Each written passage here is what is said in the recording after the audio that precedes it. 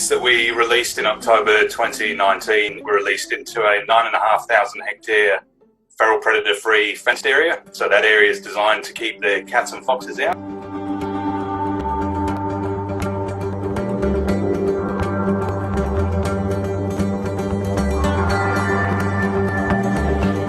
At this point, post-release, at 6 to 9 months, we're seeing young joeys at various stages of development.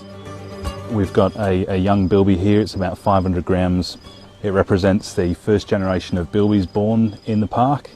A really good sign that this reintroduction has been successful is the great body condition of these animals. So you'll see as I let this one go, it's very small, but it's in fantastic condition. And yeah, they're clearly thriving in their new environment.